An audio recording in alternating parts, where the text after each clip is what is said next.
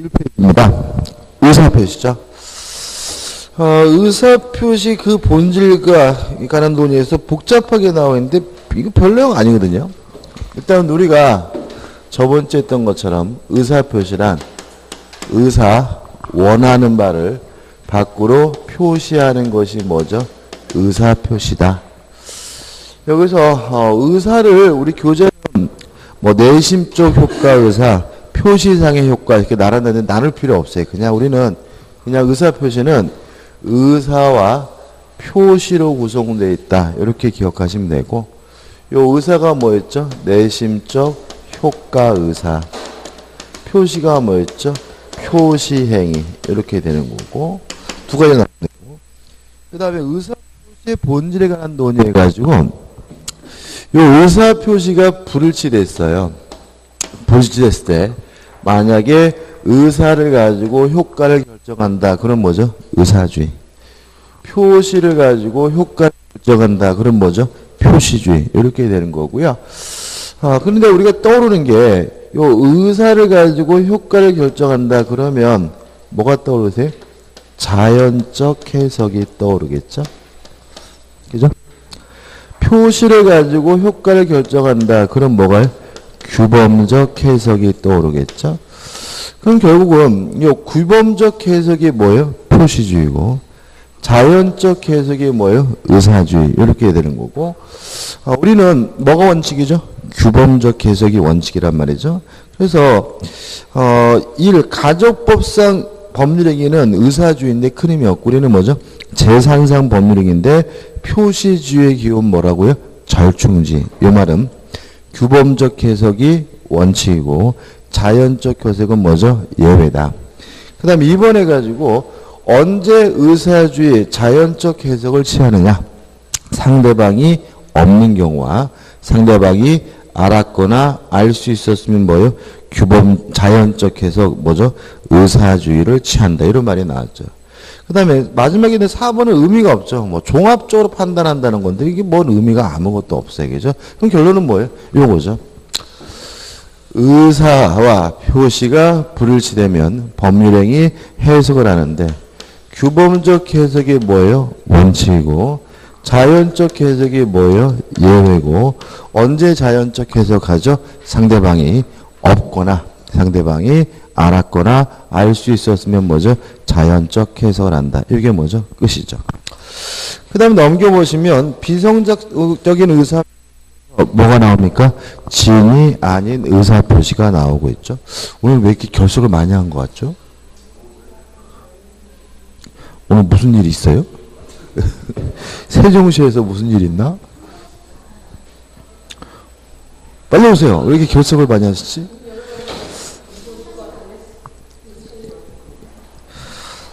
(21페이지입니다) 자, 처음에 이제 뭐가 나오죠? 진이 아닌 의사표시가 나오죠? 일단 개념은 이렇습니다. 의사와 표시가 불일치됐고요. 불일치됐음을 뻔히 알면서 하는 것이 진이 아닌 의사표시고, 우리가 이제 얘는 뭐죠? 의사는 10원째 날 줄 마음이 없으면서 말로는 1억을 주겠다라고 했다. 이게 뭐죠? 진이 아닌 의사표시고, 우리가 흔히 쓰는 말은 뭐죠? 거짓말이죠. 그래서 진이 아닌 의사표시라는 것은 결국은 거짓말을 하면 어떠한 효과가 생기느냐, 요 문제고요. 일단 우리가 알아요. 자, 의사표시가 불일치했으면 뭘 해야죠? 법률행위 해석을 해야 되니까 원칙적으로 무슨 해석이죠? 규범적 해석이므로 표시된 대로 1억을 줘야 된다. 유효하고요. 다만 예외적으로 자연적 해석을 하는데 언제 자연적 해석을 하는 거죠? 상대방이 알았거나 알 수 있었을 때는 자연적 해석을 하니까, 상대방이 알았거나 알 수 있었다면 의사대로 속마음대로 줄 필요 없다. 뭐가 되죠? 무효가 되고요. 추가되는 것은 뭐냐 하면 다만 이 무효를 가지고 선의의 제3자, 모르는 제3자에게 뭐 하지 못하죠? 대항하지 못한다. 이렇게 된 거죠. 법조문 한번 읽어볼까요? 107조 1항입니다. 의사표시는 표자가 진이 아님을 알고 한 것이라도 그 효력이 있다. 이 말은 원칙적으로 어떻게 요? 유효하다죠. 그러나 상대방이 표의자의 진이 아님을 알았거나 알 수 있었을 경우에는 뭐죠? 무효로 한다. 이왕 전항의 의사표시 무효는 선의 제3자에 대항하지 못한다. 모르는 제3자에게 뭐 하지 못해요? 대항하지 못한다. 이런 얘기죠. 그럼 여기서 생각해 볼 것은 왜 우리가 저번 주에 했던 규범적 해석이나 자연적 해석과 내용이 똑같느냐? 이유는 민법 조문이라는 것은 마음대로 만드는 것이 아니라 법 이론에 의해서 뭐죠? 조문들이 뭐죠? 만들어지는 거다. 다시 말하면 원칙적으로 규범적 해석, 예외적으로 뭐죠? 자연적 해석이라는 이론에 따라서 107조, 108조, 109조 이런 조문들이 만들어진다는 얘기고요. 요 진양의 의사표시는 시험 문제를 반드시 내는데 공부할 건 두 가지예요. 첫째는 판례를 좀 이해해야 되고요. 두 번째는 뭐냐면 이 조문을 가지고 사례를 분석할 줄 알아야 됩니다. 교재 보시면 판례 가지고 107조의 진이 이런 게 나와 있죠. 그죠? 자, 이런 문제입니다. 제가 길을 가는데 누가 몽둥이를 들고 아저씨 3만 원만 줘 그런단 말이죠. 그래서 제가 두드려 맞을까봐 무서워가지고 3만 원을 줬을 때 이것이 진이 아닌 의사표시냐 요 문제예요. 자, 간단하게 생각해보면 저는 3만 원을 속으로 뭐 할 마음이 없어요? 줄 마음이 없었죠. 근데 3만 원을 뭐예요? 주겠다고 했고 뻔히 어떻게 해요? 알면서 했으니까 뭐처럼 보이죠? 진이 아닌 의사표시로 보이는 거죠. 판례를 볼게요. 판례. 비진이 의사표시에서 진이란 표의자가 진정 마음속에서 바라는 것을 의미하는 것이 아니라 특정한 내용의 의사표시라고자 하는 표의자의 생각을 말하는 것이다. 이렇게 나와 있죠. 자, 그럼 이렇게 되는 겁니다. 지금 말씀드린 것처럼 진정으로 3만 원을 줄 마음이 있느냐 없느냐 이렇게 따지는 게 아니에요. 범위를 좁혀가지고 제가 3만 원을 주는 그 행위로 범위를 뭐요? 좁혀서 따져봐야 돼요. 그러면 저는 무서웠든 어떻든 간에 3만 원을 줄 마음으로 3만 원을 준 거죠. 이게 이해되시나요? 자, 다시 한번. 자, 지금 진이 아닌 의사표시 진이라는 것은 진정으로 줄 마음이 있느냐 없느냐 이렇게 따지는 게 아니라 3만 원을 주는 그 행위로 범위를 뭐죠? 좁혀서 따져봐야 된다는 거죠. 그럼 저는 어차피 5만 원을 줄래다가 3만 원을 준 게 아니라 무서웠든 어떻든 간에 3만 원을 줄 마음으로 뭐죠? 3만 원을 준 거니까 그것은 의사표시가 뭐가 되어 있어요? 합치되어 있으니까 뭐가 아닌 거죠? 진이 아닌 의사표시는 아닌 거죠. 따라서 좀 이따 배울 강박을 이유로 뭐 할 수는 있어요? 취소할 수는 있지만 진이 아닌 의사표시라는 이유로 무효라고 주장할 수는 없다. 이렇게 되는 거죠. 물론 시험 문제 어떻게 나오겠습니까?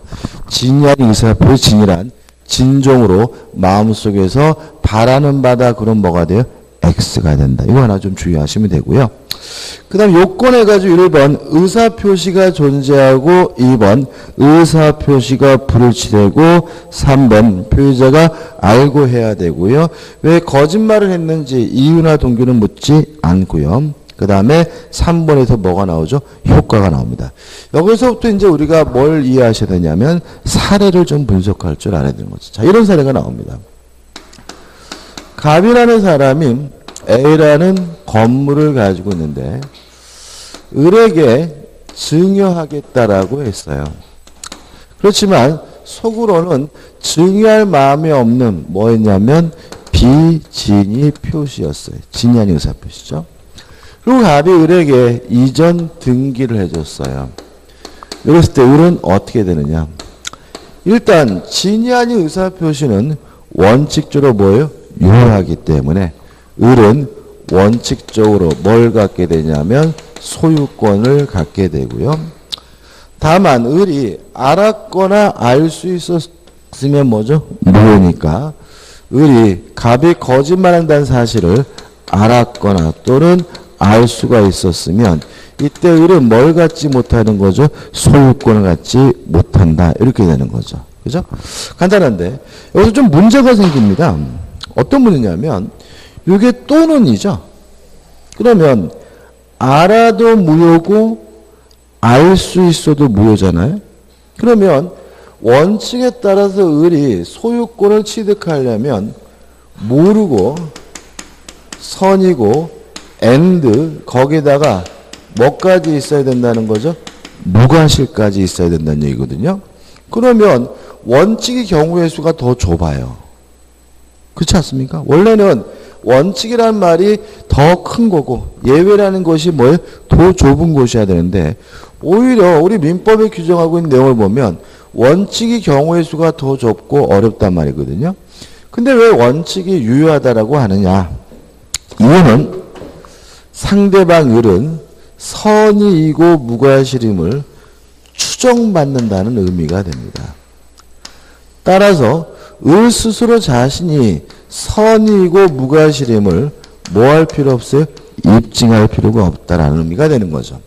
다시 말하면 갑이 을에게 진이 아닌 의사표시로서 이전 등기라면 을은 원칙적으로 뭘 갖습니까? 소유권을 갖는다는 말은 을은 선의이고 무과실임은 뭐 받는다는 얘기예요? 추정받는다는 얘기니까 을 스스로 자신이 선의이고 무과실임 뭐 할 필요 없어요? 입증할 필요가 없고요. 갑이 돌려받고 싶은 사람이 을의 악의임을 또는 과실이 있음을 뭘 해야 돼요? 입증해야 된다는 의미에서 진양 의사표시는 원칙이 뭐한 거죠? 유효한 것임을 주의하시기 바랍니다. 그 다음에요. 을이 자기 앞에 등기된 것을 기하로 병한테 팔아먹었어요. 팔아먹고 병한테 이전 등기를 해줬으면 이 병은 어떻게 되느냐? 만약에 을이 선이고 무과실에서 이미 소유권을 취득한 상태라면 어차피 을은 자기 거 자기가 팔아먹은 것이니까 병은 선이든 악이든 묻지 않고 항상 뭘 갖게 돼요? 소유권을 갖게 되고요. 만약 을이 알았거나 알 수 있었다는 이유로 소유권을 갖지 못한 경우에도 병은 선이면 소유권을 갖고 악이면 뭐죠? 소유권을 갖지 못한다. 이렇게 되는 거죠. 왜냐하면 진양의 의사표시가 뭐라 하더라도 선의의 제3자, 모르는 제3자에게 뭐하지 못해요? 대항하지 못하니까요. 까지 다 한 건데 이것도요. 이렇게 적어놓으면 왠지 막 굉장히 복잡한 것 같아요. 근데 이거 간단한 거니까 이거 어떻게 극복하시는 거죠? 여러분도 연습지 한번 펴보시면서 한번 따져보시면서 아 이게 이런 내용이구나라고 딱 느낌만 캐치하시면 끝나는 부분이니까 한번 꼭 해보셨으면 좋겠어요. 끝이죠? 그 다음에 우측에 보시면은 적용 범위가 나오죠. 판례는 나중에 볼 문제고 이 기업에서 재산상 법률행위로서 계약이나 단독행위에 적용되는데 니은번 상대방 없는 의사표시 상대방 없는 단독행위는 언제나 뭐죠? 유효하다 이런 말이 나오죠. 왜 그러냐면 상대방이 없다면 상대방이 알았거나 알 수 있었다는 거는 뭐 할 수 없어요? 존재할 수가 없으니까 항상 뭐가 돼요? 유효가 되고요. 핵심 증명 보시면 될 것 같고 끝이죠. 그 다음에 넘겨보시면 뭐가 나옵니까? 통정허위 표시가 나옵니다. 통정허위 표시도 시험 문제 반드시 냅니다. 반드시. 일단 개념은 간단해요. 의사와 표시가 불일치됐고요. 불일치됐다는 사실을 알면서 합니다. 따라서 통정허위 표시도 뭐죠? 거짓말이죠. 거짓말. 근데 특징은 뭐냐면 상대방과 짜고 통정해서 하는 거짓말이 뭐죠? 통정허위 표시입니다. 효과는 상대방과 짠다는 말은 상대방이 항상 뭐예요? 악이란 얘기니까 항상 무슨 해석을 해요? 자연적 해석을 해야 되고 항상 뭐가 되냐면 무효가 돼요. 다만 이 무효를 가지고 선의의 제3자, 모르는 제3자에게 뭐하지 못하죠? 대항하지 못합니다. 쉬운 예를 들면 이런 얘기죠. 아들내미가 시험을 봤는데요. 60점 맞았어요. 엄마한테 가져가면 뒤지게 뭐죠? 혼날 것 같아요. 그래서 지가 요렇게 성적표를 바꿨어요. 그럼 뭐죠? 거짓말한 거죠? 진양의사 표시. 근데 이전의 자식이 뻔뻔하게도 뭐죠? 60점짜리 성적표를 가져왔길래 엄마가 네 아빠가 알면 너 죽을 자식아 해가지고 둘이서 같이 80점으로 뭐죠? 바꿨다면 둘이 짜고 하는 거짓말이니까 뭐가 돼요? 통정허위 표시 이렇게 되는 거죠. 교재 보시면은 의가 나와 있고요. 허위 표시와 구별 개념은 좀 이따 보고 요건에서 1번 의사표시가 존재한다. 2번 진야 표시가 불일치된다. 3번 표의자 불일치에 대한 인식 알아야 된다. 여기까지 무엇과 똑같죠? 진양 의사표시 똑같고 다른 것은 뭐죠? 4번 상대방과 뭐죠? 통정 짜고 한다는 얘기고 5번 왜 그딴 짓을 했는지 이유나 동기는 뭐죠? 묻지 않습니다. 통정허위 표시 시험 문제를 반드시 내는데요. 조문 자체가 간단하고 내용도 간단하기 때문에 판례는 중요하지 않고요. 이 부분은 교재 나와 있는 효과 부분은 사례로 이해하셔야 됩니다. 그래서 시험 문제 은근히 까다롭게 나오고요. 다행스러운 것은 사례 자체는 고정적이에요. 자, 이런 재직이죠. K라는 사람이 갑에게 1억 원을 빌려줘서 1억을 받을 돈이 있는 뭐죠? 채권자인데 갑이 돈을 갚기 싫어요. 안 갚으면 자신이 소유하고 있는 아파트를 K가 강제 집행 경매할 것 같아요. 그래서 고민하다가 을과 짜고 하지도 않은 매매를 한 것처럼 가장을 해서 갑에서 을로 뭘 해줬어요? 이전 등기를 해줬어요. 자, 이게 뭐죠? 전형적인 통정허위 표시죠. 그럼 보시면 이 가장 매매는 둘이 짜고 하지도 않았는데 한 것처럼 한 거니까 이게 뭐죠? 통정허위 표시고요. 따라서 뭐가 되는 거죠? 무효가 되는 거죠. 매매가 무효면 무엇도 무효죠? 등기도 무효가 돼요. 따라서 의뢰 등기는 무효이기 때문에 아직도 누구에게요? 갑에게 뭐가 있는 거죠? 소유권이 있는 거죠. 그러니까 을 게 아니라 누구 거죠? 갑 거란 얘기입니다. 그죠? 그래서 갑이 안심을 했는데 이 자식이 갑자기 전화도 안 받고 카톡을 해도 뭐죠? 확인도 안 하고 소문 들어보니까 부동산 사무실을 들락달락거린대요. 그래서 이제 갑이 을을 잡아가지고 야 그때 그 아파트 돌려줘 그랬더니 을이 뭘 자식아 내가 너한테 샀잖아 라고 막 우겨요. 이랬을 때 갑 스스로가 진짜 판 게 아니라 짜고 판 겁니다. 무효임을 주장하면서 의뢰 등기에 대해서 말소 등기를 청구할 수가 있느냐. 이게 첫 번째 쟁점인데 청구하는 것이 뭐죠? 가능하다. 왜냐하면 왜 나가지 또? 오늘 분위기 별로다 그죠? 이렇게 막 와서 처음 듣고 들어보신다는 것 같은데 들어보시면 막 신경이 쓰여요. 아무튼 말소 등기를 청구하는 것이 뭐죠? 가능하다. 왜냐하면 세금 회피와 같은 채무 회피도 인간 본성의 발현이니까 뭐가 아니죠? 불법 원인급여가 아니죠. 불법 원인급여가 아니니까 갑 스스로 무효라고 주장하면서 의뢰 등기에 대해서 뭐 할 수 있어요? 말소를 청구하는 것이 뭐죠? 가능하다. 이렇게 되는 거죠. 아유, 빨리 들어오세요. 늦게라도 하시는 게 좋지 뭐. 자, 그 다음에 채권자는 어떻게 할 수 있느냐? 채권자도 요 갑과 을 간의 매매가 진짜한 게 아니라 짜고 했다. 통정허위 표시로서 무효라고 주장하면서 의뢰 등기에 대해서 말소를 요구할 수가 있죠. 그죠? 조심할 것은 채권자니까 갑한테만 돈 달라고 할 수 있으니까 을한테 직접 말소해달라고 요구할 수는 없고요. 어떻게 해요? 갑을 대해서 갑을 통해서 뭐 할 수 있죠? 말소를 청구하는 것이 가능합니다. 근데 여기서 좀 문제가 있습니다. 무효라고 주장하려면 K는 갑과 을 둘이 짰다는 사실을 뭘 해야 돼요? 입증을 해야죠. 이게 쉽지는 않죠. 그죠? 근데 실제로 여러분들 조심해야 될 게 뭐냐면 제가 부산에 가서 수업하는데 수강생이 물어보던데 이게 맞다는 걸 입증하기 대단히 어렵죠. 근데 왜 이게 걸리게 되냐면 갑가을이 부부인 경우에. 그죠? 갑자기 남편이 부인한테 뭐죠? 아파트를 팔았어요. 이상하죠? 통종허위 표시로 추정해버려요. 부자지간에 뭐죠? 아파트를 거래했다. 이것도 뭐죠?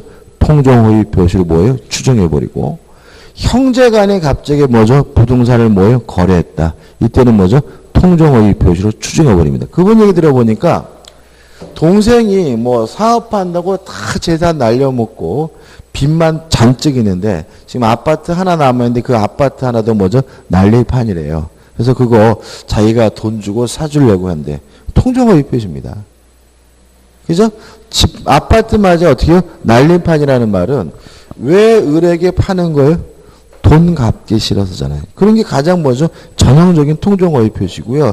괜히 그 형제 간에, 가족 간에 그 도와준다 그거에다가 일이 꼬여가지고요. 뭐죠? 형사 문제까지도 뭐가 될 수 있어요? 비화될 수 있고, 그거 사줘봤자 뭐죠? 의미도 없어요. 의미도 없고 괜히 산다고 돈 줬다 그 돈까지 뭐예요? 날리게 되는 거니까 함부로 그런 거 할 문제는 아니고, 만약에 진짜로 그 동생을 도와주고 싶으면 다른데 어떻게 해요? 다른 집을 사서 주는 한이 있더라도 그 집을 뭐죠? 사주는 행동을 하시면 안 됩니다. 왜냐하면 가족 간의 부동산의 거래가 이루어지면 일단 통종허위 표시인 곳으로 뭐 해버립니까? 추정하는 것이 우리 판례 입장입니다. 이해되시죠? 그죠? 근데 만약에 가족이 아니면 거의 뭐요? 입증하는 것이 불가능하다. 그래서 우리 민법은 이러한 갑의 행위를 사해행위란 이유로 취소할 수 있도록 규정을 하고 있는데, 사행위가 뭐냐면 채무자가 돈을 갚기 싫어서 재산을 도피시키는 행위를 말하고요. 이러한 취소는 누가 하는 거죠? 채권자가 하는 거기 때문에 이걸 뭐라 그러냐면 채권자 취소권이라고 하는 거죠. 따라서 만약에 통종허위 표시로서 무효라고 주장하려면 둘이 짰다는 사실을 뭘 해야 돼요? 입증을 해야 되는데 사행위는 그런 거 입증할 필요가 없어요. 이러한 갑의 행위가 뭐로 보인다면요? 재산을 도피시키는 행위로 보인다면 짜고 했다는 사실을 입증하지 않았더라도 사행이라는 이유로 바로 뭐 할 수 있어요? 취소할 수가 있는 거죠. 그래서 재판 중에 가장 흔한 재판이 요거예요. 그러니까 우리가 우리 뭐 수술 중에서 가장 흔한 수술이 백내장 수술이래요. 그런 것처럼 재판 중에서 가장 많이 하는 소송이 뭐죠? 사행이라는 이유로 취소해달라고 소송하는 경우가 굉장히 많고요. 그래서 만약에 빚이 많아서 재산을 뭐죠? 빼돌리려고 하면 어설프게 하면 안 되고요. 확실하게 뭐죠? 하려면 어떻게? 확실하게 해야 됩니다. 끝이고요. 그 다음 우리 자기 앞에 등기된 것을 기하로 병한테 팔아먹었어. 팔아먹고 병한테 이전 등기를 해주면 이 병을 우리가 뭐죠? 제3자라고 하고요. 통종허위 표시 무효는 선의의 제3자에 대항하지 못하니까 병이 선이면 뭘 가져요? 소유권을 갖지만 악이면 뭘 갖지 못합니까? 소유권을 갖지 못하게 됨을 주의하시기 바라고요. 여기서 주의하실 것은 제3자는 선이이기만 하면 돼요. 무과실까지는 필요가 없다. 다시 말하면 통종허위 표시 사실에 대해서 모르기만 하면 되고요. 무과실일 필요는 없고요. 또 선임은 제3자는 추정을 받습니다. 따라서 제3자 스스로가 선임을 뭐 할 필요 없죠? 입증할 필요는 없다는 것까지 꼭 기억해 두시고, 요거는 여기서도 마찬가지예요. 여기도 병은 뭐죠? 선이기만 하면 되고요. 병은 선임을 뭐 받아요? 추정받으니까 스스로 뭐 할 필요 없어요? 입증할 필요가 없다는 것은 모든 제3자의 뭐죠? 공통적인 것을 주의하시기 바랍니다. 끝이죠? 아닙니다. 이 차이가 있죠. 왜냐하면 명의신탁인 경우에는 병은 선악불문하고 소유권을 갖잖아요. 근데 이거는 뭐예요? 선이어지만 소유권을 갖죠. 그러니까 두 가지는 법적으로 취급을 달리해요. 근데 문제가 좀 있어요. 뭐가 있냐면 통정허위 표시와 명의신탁이 다른 거냐에 대해서 학자분들은 같은 거라고 주장하세요. 뭐 개념적으로 다르지 똑같은 거다라고 주장을 하는데 법 체계상 두 가지가 다르기 때문에 우리 판례는 뭐죠? 다른 것으로 이해를 합니다. 그럼 결국 우리는 어떻게 문제를 푸냐면은 짜고 판 것처럼 했다 그럼 뭐예요? 통종오해피. 이름을 빌렸다 그럼 뭐예요? 명의신탁. 이렇게 구별할 수밖에 없어요. 다시 말하면 단순히 남의 이름을 빌린 거 이거는 뭐예요? 명의신탁. 짜고 하지도 않은 매매를 한 것처럼 가정한 것은 뭐예요? 통종오해피. 이렇게 구별하셔야 되고 두 가지는 뭐죠? 차이점이 있는 거죠. 교재 보시면요. 효과해 가지고 당사자 간의 관계가 나와 있죠. 그죠? 간단하게 나와 있어요. 간단하지만 사례를 예. 누가요? 우리? 병, 예.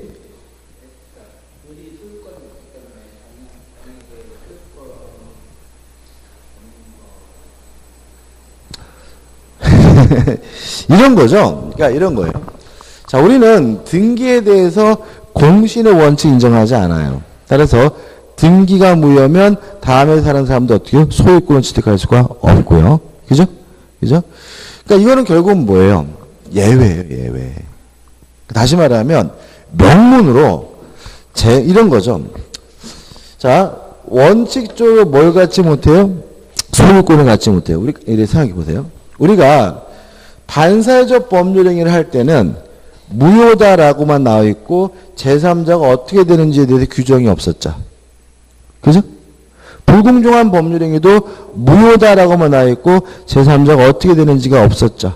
그 말은 뭐냐면 우리 민법은 절대적 무효가 원칙이니까 제3자는 선이라 하더라도 뭘 갖지 못해요? 소유권을 갖지 못한다는 것을 전제하고 있는 거예요. 다만 예외적으로 딱 이 두 가지만 얘가 뭐가 없더라도 소유권이 없더라도 뭐면요? 선이면 소유권을 취득한다라고 뭘 명문으로 규정을 두고 있는 거예요. 예외인 거예요. 이해되시죠? 그죠? 그래서 보시면 그동안 우리가 봤던 조문들은 제3자에 대한 말이 아예 언급을 안 해요. 그 말은 우리는 공신력을 인정하지 않고요. 제3자는 전혀 보호하지 않는 뭐가요? 절대적 무효가 원칙이라는 걸 전제를 하고 있는 거고 다만 두 가지만 특별히 제3자가 뭐면요? 선이면 소유권을 갖는다고 규정을 두고 있죠. 그러니까 이건 뭐예요? 예외다. 이렇게 이해하시면 되는 거죠. 그죠? 자, 효과 나와 있는데 효과 이렇게 간단히 나와 있지만 실제로 뭐죠? 사례로 정리하셔야 되고 그 다음에 하단에 2번 제3자에 해당하는지 여부가 나와 있습니다. 교재 박스로 정리되어 있는데 이거 외우시면 안 돼요. 외우시면 문제 그냥 틀립니다. 다시 말하면 왜 제3자인지 아닌지가 중요한데 가장 중요한 논점은 뭐냐면 병은 제3자예요. 만약에 정한테 팔아먹고 정한테 이전 등기를 해주면 요 정도 뭐예요? 제3자예요. 왜냐하면 이 사람들은 가장매매 후에 이해가 앉아서 새로운 사람이기 때문에. 그렇지만 K는 제3자가 아니에요.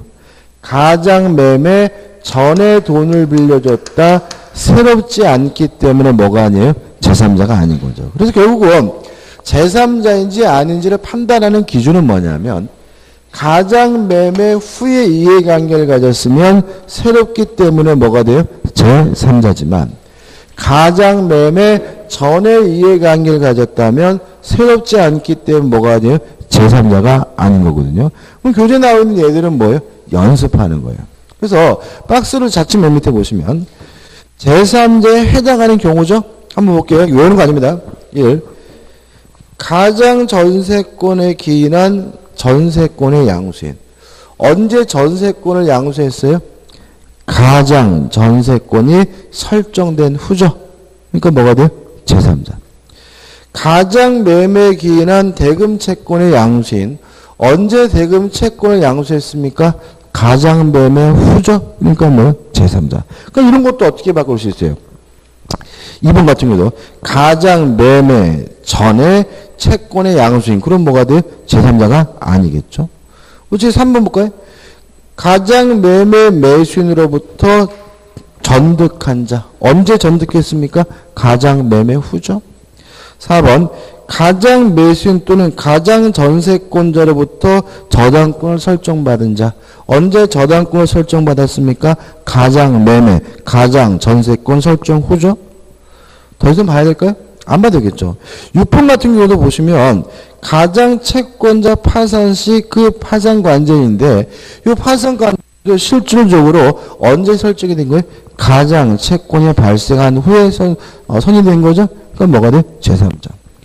7번 가장 매매 매수인으로부터 가등기를 취득했어요. 언제 가등기였습니까? 가장 매매 후니까요. 근데 이런 거 어떻게 바꾸겠어요? 가장 매매 전에 가등기를 자. 그럼 뭐가 돼요? X. 이렇게 된 거죠. 그 다음에 제3자에 해당하지 않는 자 다시 왼쪽으로 오시면 가장 매매 기인한 손해배상 청구권의 양수인이 나오죠. 이걸 외우셔야 돼요. 다시 말하면 가장 매매 기한 손해배상 채권의 양수인은 뭐가 아니죠? 제3자가 아니다. 이것만 뭐죠? 외우자 말이죠. 이게 뭐냐? 한번 보자고요. 갑이 보세요. 을한테 등기해놨더니 을이 자기 앞에 등기된 것을 바로 병한테 팔아먹는데 병이 선이에요. 그럼 병은 확정적으로 뭘 갖게 돼요? 소유권을 갖게 되겠죠. 갑 건물 날렸죠. 그러면 갑은 어떻게 해야 돼요? 아, 건물 날렸네. 시원하다. 이래야 되나요? 아니죠. 을한테 찾아가서 지랄거리겠죠. 야, 이 자식아. 그게 네 아파트, 이 자식아. 왜 네가 내 걸 팔아먹어, 자식아. 돈 얼마 받았어? 5억 내놔, 자식아. 갑은 을에게 매매 대금에 대해서는 부당 이득 반환을 청구할 수가 있겠죠. 그죠? 왜요? 을은 갑의 건물을 팔아먹었습니다. 그 다음에 또 그걸로 끝나나요? 아니죠. 을은 고의로 갑에게 뭐예요? 손을 끼쳤으니까 불법행위를 원인으로 을에게 뭘 합니까? 손해배상을 청구하겠죠. 이해되시죠? 그죠? 다시 말하면 얘가 선이면 소유권을 갖는 이유는 거래 안전, 병을 보호하겠다는 얘기지 얘를 보호하겠다는 얘기는 아닌 거예요. 얘는 받은 돈 다 누구한테 줘야 돼요? 갑한테 줘야 되고요. 또 별도로 또 무엇도 해줘야 돼요? 손해배상도 해줘야 되고요. 이 형사 문제로 가요. 이건 뭐죠? 횡령죄입니다. 횡령죄로 뭐죠? 형사처벌까지 가게 되는 거죠. 자, 근데 이 불법행위에 기한 이 손해배상 채권 청구권을 무에게 양도했다면 이 무가 누구냐면은 가장 매매 기인한 손해배상 청구권의 뭐죠? 양수인인 거예요. 누군지 아시겠죠? 그죠? 근데 이 사람은 명백히 가장 매매 후죠. 새로 와요. 그래도 이 사람은 뭐가 아니에요? 제3자가 아니에요. 왜 아니냐면 제3자라는 것은 보호할 만한 가치가 있어요. 이해관계가 있어야 돼요. 만약에 무효이기 때문에 피해볼 위험이 있다면 이런 사람들은 뭐로 평가해요? 제3자로 평가하지만 무효가 돼야 유리한 사람은 보호할 필요가 없고요. 따라서 뭐가 아니에요? 제3자가 아니에요. 손해배상은 언제 청구할 수 있는 거예요? 무효여야 청구할 수 있는 거죠. 그죠? 만약에 갑이 을에게 진짜 판 거라면 갑은 을에게 뭘 청구할 수 없어요? 손해배상을 청구할 수가 없는 거잖아요. 그러니까 이거는 무효여야 뭘 청구할 수 있어요? 손해배상을 청구할 수 있으니까 이 사람은 무효면 피해보는 게 아니라 무효면 유리해지는 사람이니까 보호할 필요가 없기 때문에 뭐가 아니에요? 제3자가 아닌 거예요. 근데 이걸 왜 외우냐면 이거를 문제 풀면서 따지고 있을 수는 없잖아요. 이건 뭐죠? 외우는 겁니다. 그래서 가장 매매 기한 손해배상 채권의 양수인은 뭐가 아닙니까? 제3자가 아니고 이 관계도 좀 이해하실 필요가 있습니다.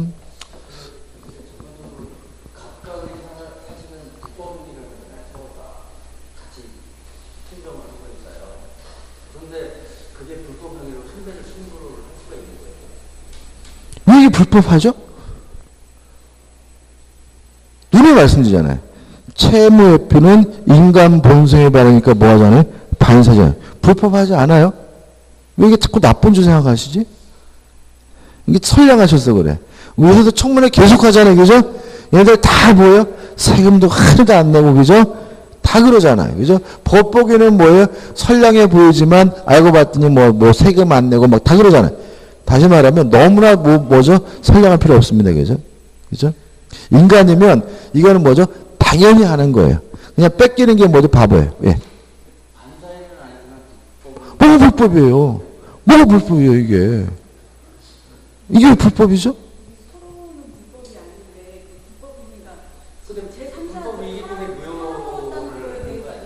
불법행위예요, 불법행위예요. 이거는 아까도 말씀드렸다시피 의사 표시가 뭐요?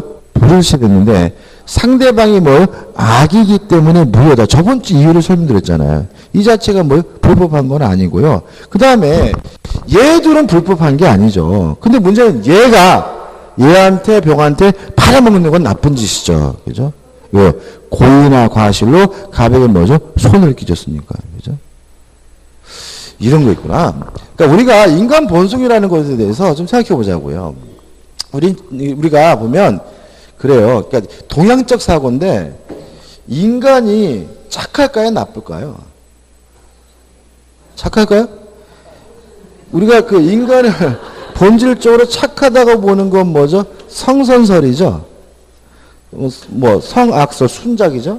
이게 뭐죠? 성선설은 뭐예요? 원래 인간은 뭐죠? 착한데 살면서 때가 묻어서 뭐죠? 악행을 저지르는 거다. 그죠? 성악설은 뭐예요? 원래 인간은 악한 존재인데 교육 등을 통해서 그 악행이 뭐가 돼서 순화가 돼가지고 사회생활을 할 수 있는 거다. 이게 성악설이잖아요.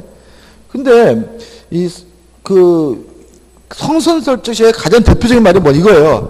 우리 아들은 착한데 친구를 잘못 만나서 얘가 이렇다. 이런 거잖아요. 근데 나중에 보면 제일 나쁜 놈이야, 그놈이. 그런 식의 시각은 뭐예요? 뭐죠? 해결될 수가 없어, 그런 거는. 근데 우리는 동양적은 자꾸 뭐예요? 성선설적이에요. 근데 서양적 사고는 성악설입니다. 개인적으로 저는 성선설 말도 안 돼요. 성악설이 맞아요. 인간 안 착해요. 인간 중에 가장 나쁜 새끼가 누구예요? 진짜 싸가지 없고 이기적이고 자기중심이고 갓난애기죠. 갓난애기가 뭘 착해? 갓난애기 착해요? 아니야. 얘는 진짜 이기적이야. 새벽 2시가 돼도 어떻게 해? 배고프면 밥 처먹어야 돼. 말하면 그냥 싸. 그리고 막 물건 가지고 싶고 있으면 막 떼글떼글 막 굴러. 그죠? 가장 이기적이야. 걔가 안 착해. 그냥 우리는 그냥 애니까 예뻐서 아이고 애가 착해. 뭘 착해 걔구나.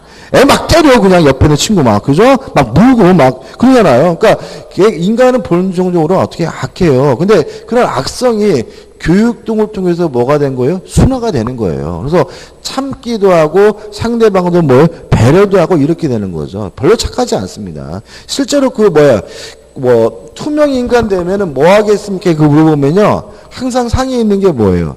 은행 털겠다요. 투명 인간 되면 우리 은행 왜 안 털어요? 착해서 개코나 우리는 잡힐까봐 안 타는 거예요. 투명 인간 되면은 뭐 하겠습니까? 이거 뭐냐면 당신이 무엇을 하든지 안 걸립니다. 뭐 하겠습니까? 이거거든요. 그러니까 우리는 은행을 안 터는 이유는 내가 선량해서 안 타는 게 아니라 뭐예요? 잡힐까봐 안 타는 거예요. 저 만약에 완벽한 시나리오에서 한번 털어볼 생각도 좀 있어요. 별로 착하지 않아요. 그죠? 그러니까 자꾸 사람은 착하다 그러면 모든 게 조금만 삐딱선을 타면 다 뭐예요? 불법이고 유법하고 나쁜 짓으로 가는 거죠. 도주. 깜빵에 갇혀있던 사람이 도주했어요. 우리나라가 아니라 미국이나 유럽의 대부분 국가는 도주죄를 처벌할까요? 안 할까요? 안 해요. 도주 처벌 안 해요. 우리나라는 도주죄를 처벌해요.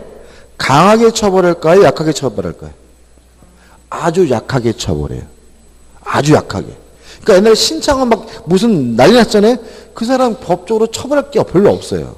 그러니까 우리나라도 도주죄를 처벌하면 안 돼요. 왜 그러면 생각해 보세요.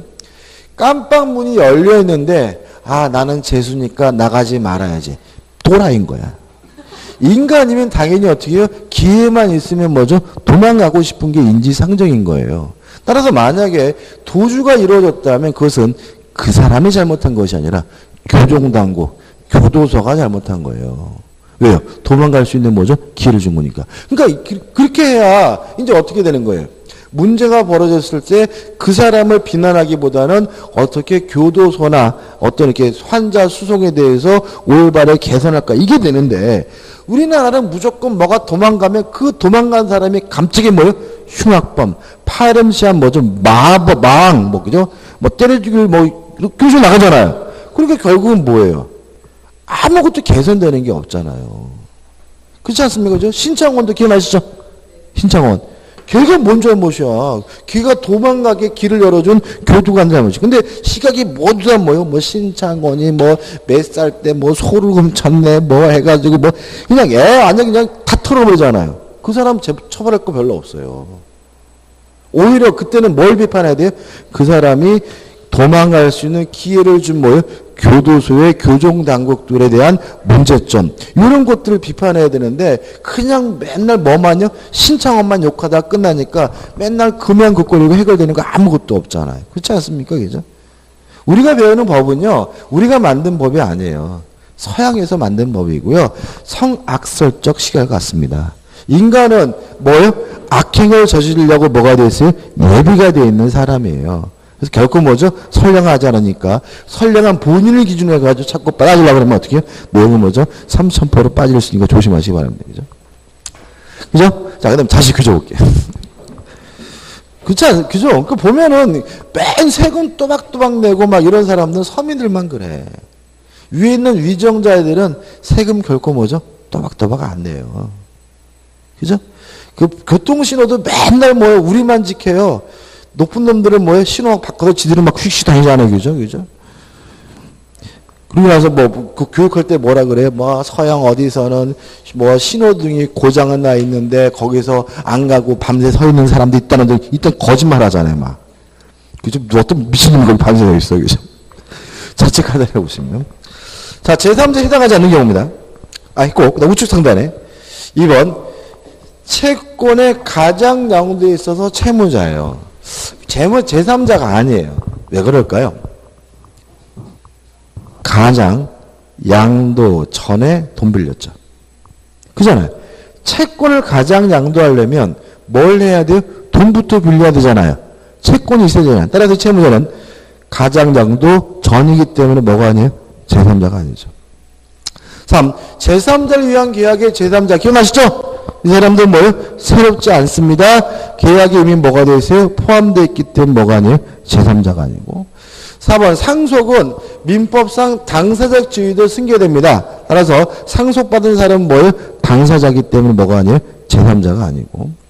5번 가장 저당권 말소에 있어서 2번 저당권 이거는 또 좀 그런데 이거는, 이 5번은요, 5번 잘못된 건데, 5번은 이게 둥글병에 쳐가지고 왼쪽으로 빼세요. 뭐예요? 제3자에. 잠깐만. 다시, 죄송합니다. 다시. 맞습니다. 맞아요. 제3자에 해당하지 않습니다. 그죠? 않습니다. 그죠? 죄송합니다. 제가 잘못했어요. 그죠? 제3자에 해당하지 않아요. 그죠? 이런 문제예요. 1순위가 갑 앞으로 저당권이 설정되어 있고요. 제가 잘못한 겁니다. 그죠? 규제가 맞아요. 그죠? 2순위가 을 앞으로 뭐죠? 저당권이 설정되어 있어요. 근데 이 갑저당권이 가장으로 포기했어요. 그러면 을은 2순위에서 1순위 순위가 승진되겠죠? 그래도 이 사람은 뭐가 아니에요? 제3자가 아니에요. 왜냐하면 가장 포기 전에 이미 뭐가 되어 있었어요? 등기가 되어 있었기 때문에. 이해되시나요? 다시 말하면 제3자가 되려면 뭐가 돼야 돼요? 새로워야 돼요. 따라서 가장 포기 전에 이미 등기가 되어 있었다면 이 사람은 새롭지 않기 때문에 뭐가 아니에요? 제3자가 아니에요. 근데 아예 순서를 좀 바꿔서 1순위로 갑 앞으로 저당권이 설정되어 있었고요. 이 사람이 포기했다는 이유로 저당권이 말소된 후에 1순위로 을 앞으로 뭐가 되어 있어요? 저당권이 설정됐다면 이 사람 뭐가 될 수 있어요?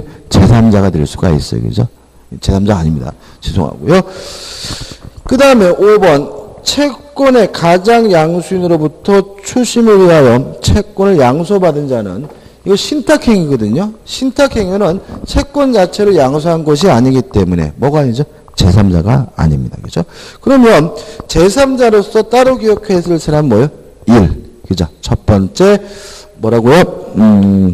가장매매 기한 손해배상 채권의 양수인은 뭐가 아니에요? 제3자가 아니다. 그 다음에 나머지 것도 외우는 게 아니라 가장매매 전에 가장매매 후가 아니기 때문에 뭐가 아닙니까? 제3자가 아니라고 뭘 하셔야 돼요? 이해를 하셔야 되는 거죠.